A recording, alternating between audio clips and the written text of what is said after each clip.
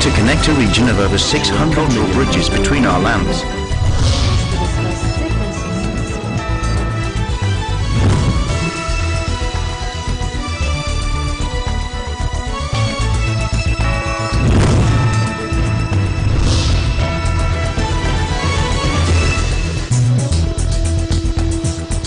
Hello and welcome to ASEAN in Focus. I'm Maricar Velasco. Delivering to you the latest news in and around the ASEAN region, I'm Mariel Soriano. On today's headlines, nearly 2,000 bodies have been recovered from Palu since an earthquake and tsunami struck the Indonesian city, warning the number would rise with thousands still missing. Prime Minister Tun Dr. Mahathir Mohamad said the ASEAN Committee on Disaster Management, or ACDM, has a major role to play in coordinating and extending assistance and support to Indonesia in the aftermath of the devastating earthquake and tsunami that hit Sulawesi. Cambodia hiked the monthly minimum wage for garment workers by $12 Friday from the current $170 following an election promise by Premier Hun Sen. The players of the Thai junior football team, who were rescued after being trapped in a cave for more than 2 weeks, were invited to the Youth Olympics in Buenos Aires and played at River Plate on Sunday.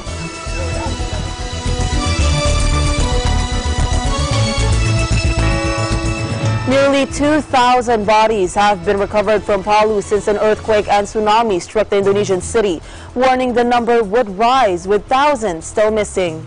The death toll from the twin disaster on Sulawesi Island that erased whole suburbs in Palu has reached 1,944 as per local military spokesman M. Thohir. Thohir also said that number is expected to rise because they have not received orders to halt the search for bodies. Authorities have said as many as 5,000 are believed missing in two hard-hit areas since the September 28th disaster, indicating far more may have perished than the current toll. Hopes of finding anyone alive have faded, and the search for survivors amid the wreckage has turned to gathering and accounting for the dead. The disaster agency said the official search for the unaccounted would continue until October 11, at which point they would be listed as missing, presumed dead. The government has said it will declare those communities flattened in Palu as mass graves and leave them untouched. Rescuers have struggled to extract decomposing bodies from the tangled mess left behind. Officials say as many as 5,000 people were feared buried at Balaroa and Petobo, another decimated community. Petobo, a cluster of villages, was subsumed when vibrations from the 7.5 magnitude quake turned soil to quicksand, a process known as liquefaction.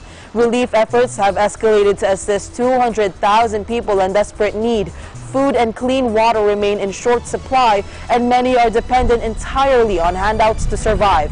Helicopters have been running supply drops to more isolated communities outside Palu, where the full extent of the damage is still not entirely clear. The Red Cross said Monday it had treated more than 1,800 people at medical clinics and administered first aid to a similar number in the immediate disaster zone. Indonesia sits along the world's most tectonically active region, and its 260 million people are vulnerable to earthquakes, tsunamis, and volcanic eruptions.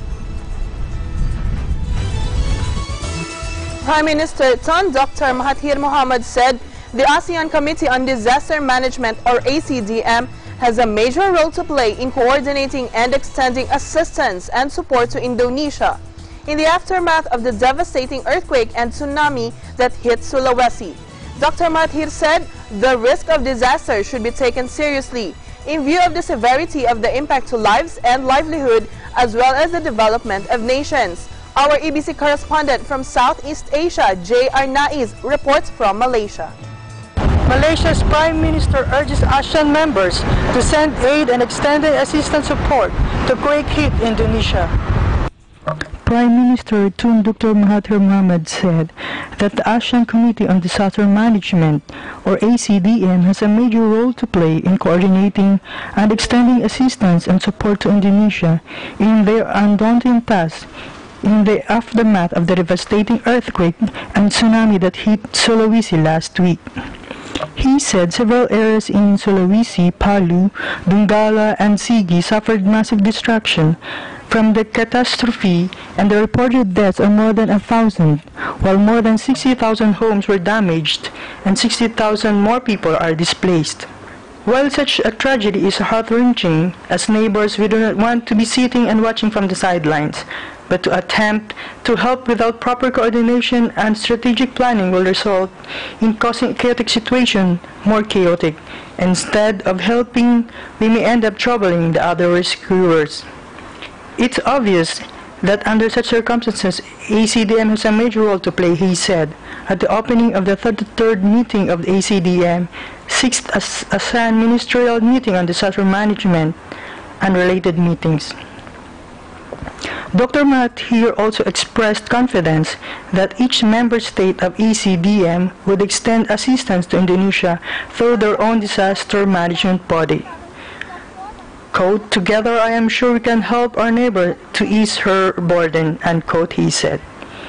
He also said Malaysia's NADMA has been coordinating with relevant agencies and stands ready to deploy search and rescue team as well as humanitarian assistance to the government of Indonesia. At the event, Dr. Mahathir also witnessed the handing over of humanitarian aid worth 1 million ringgit to the Sulawesi Aid Fund. Malaysia is full agreement that disaster should not be viewed within the context of natural catastrophes, but to be assessed alongside human crises and conflicts. The ASEAN Agreement on Disaster Management and Emergency Response, or AADMER, has proven to be a regional treaty that has been hailed as among the world's best progressive and comprehensive and legally binding for all 10 ASEAN member states. Dr. Tun Mahathir further said, and quote, "ASEAN's strong commitment to reducing the impact of disaster should be reflected in its joint response to disaster emergencies, apart from working towards becoming a world leader in disaster management," and unquote. Reporting from Eagle News Service here in Kuala Lumpur, this is J.R. Nice and I'm 1 with 25. A court on Friday sentenced 5 activists to hefty jail terms ranging from 8 to 15 years for, quote, attempting to overthrow the state. This the latest in a series of convictions signaling a tougher crackdown on critics by Communist Vietnam. On Friday, 5 defendants were found guilty in a Ho Chi Minh City court after a half-day trial for trying to form the Vietnam National Alliance, a group allegedly aimed at eliminating the current communist regime, said lawyer Nguyen Van Mieng. All 5, Lu Van Vin, Nguyen Van Duc Do, Phan Truc Tu Kong Ngiha, and Nguyen Quoc Hoan denied all of the allegations. Most prominent was Lu Van Vin, a 51-year-old electrician and plumber who received a jail term of 15 years, while the other 4 were handed sentences of 8 to 13 years. Before his arrest in 2016, Vin and the 4 defendants were a part of a coalition of self-determined Vietnamese people, which was believed to have organized dozens of activists advocating for a multi-party system. Affiliations with political groups outside of the Communist Party is also anathema to the ruling government, which labels such associations as, quote, terrorist or reactionaries.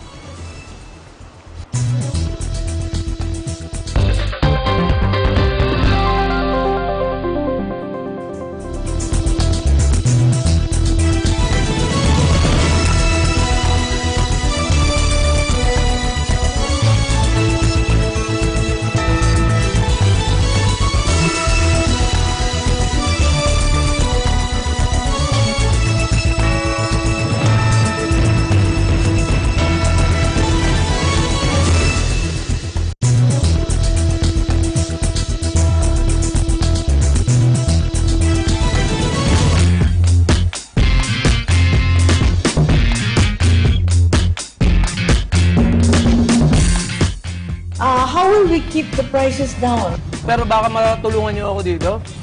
May kaibigan ako taga-Kapitolyo. Baka kilala niyo ho?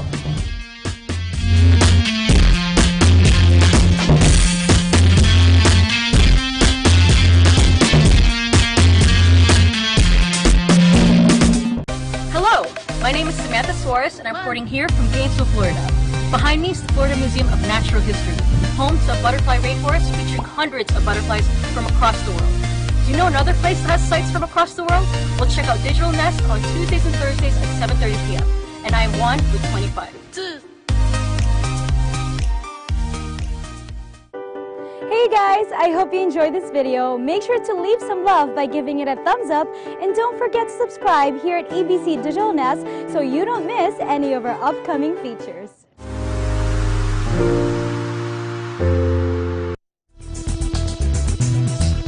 Welcome back.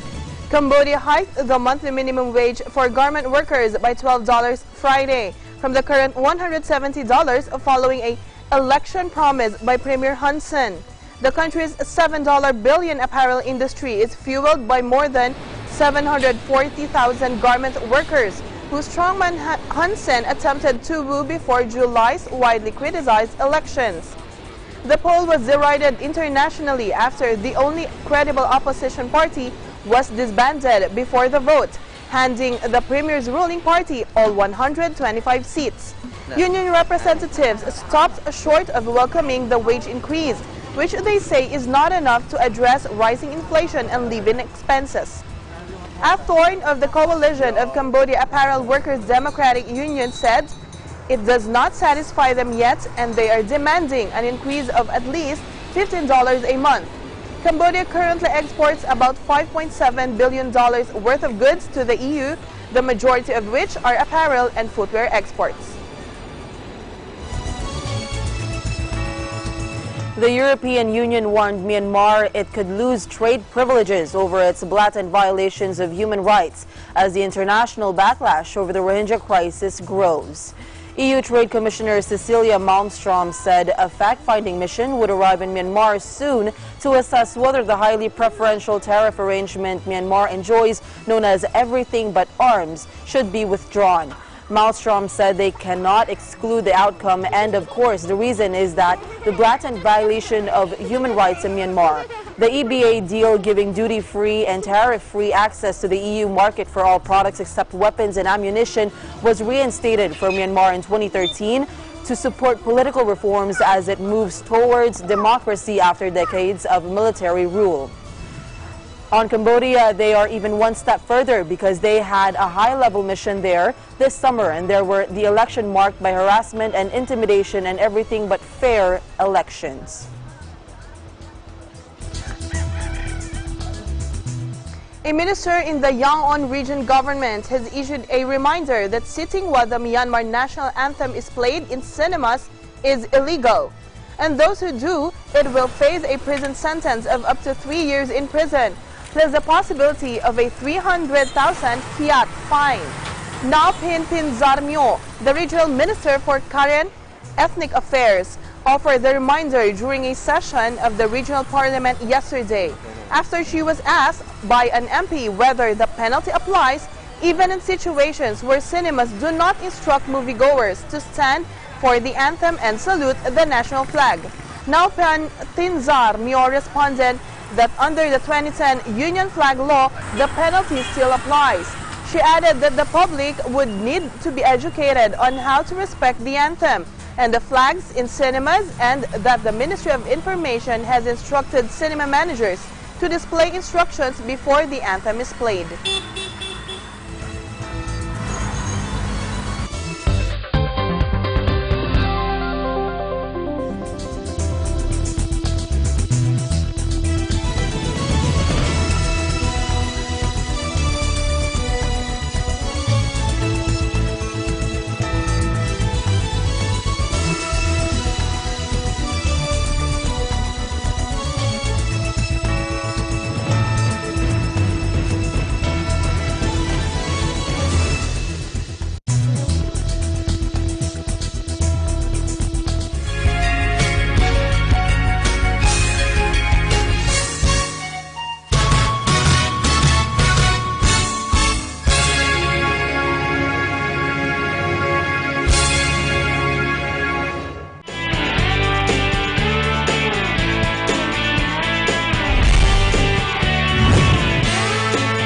Matagal na pong ina-advocate o tinutulak yung promotion, yung protection ng breastfeeding as a right of both nanay at ng kanyang anak. No, napaka-importante ng breastfeeding.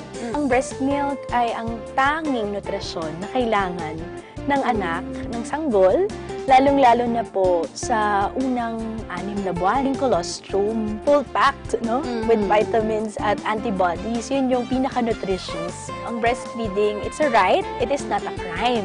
Ang pag-breastfeed, nakaka-relax, nakakatulong sa kanila pag pagod sila sa kanilang work.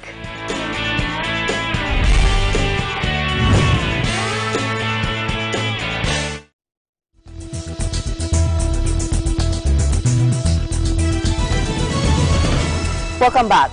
They came by train, bus, and car, but Thai fans are bonding over a shared love of MotoGP champ Marc Marquez as the first ever race is held here to an enthusiasm that organizers hope will catch fire across Southeast Asia. Sporting a hat emblazoned with Marquez number 93, Pornrathi Pinchapali waited outside the exit of the Chang International Circuit late Friday to catch a glimpse of her favorite rider, even though she managed to take a photo with him earlier. She was in a group of several other Marquez Mad Thai fans waiting for the 25-year-old star after the first practice sessions ahead of Sunday's race. She said they are in a fan club of Marc's. The group came from different backgrounds, but the fever for Marquez was the same. Give us 7 was the chant of a friend of Porthrani, putting up a hand sign with a number of premier titles Marquez has won across divisions. Tickets to the Marquez stand, which cost about $75, were slightly more expensive than normal prices. However, Pornrathi said she secured hers earlier this year. The players of the Thai junior football team, who were rescued after being trapped in a cave for more than 2 weeks, were invited to the Youth Olympics in Buenos Aires and played there at River Plate on Sunday. The Wild Boars team, aged between 11 and 16, arrived in the city on Friday and attended the opening ceremony of the games the following day before playing for an hour with the youth team of Argentinian giants River Plate. The friendly was played at the Estadio Monumental, which hosted the 1978 World Cup final and finished in a 3-3 draw. The Thai youngsters, accompanied by the coach who took them on their trip to the Thuam Luang Cave complex on June 23, were given a guard of honor by their Argentinian counterparts as they took to the pitch. River Plate President Rodolfo Donofrio said it's really a spectacular moment because these boys have lived really terrible moments. The plight of the Thai boys attracted global media coverage and an international rescue effort as they remained trapped in the caves until July 10 and claimed the life of a rescue diver, former Thai Navy SEAL Saman Kuman. According to the head of the Thai delegation, Werachon Sukon Dapatipak, the kids are very happy to be here and are very excited. During the rescue operation, many people from around the world came to Thailand to collaborate in order to save them. They feel they owe everyone around the world.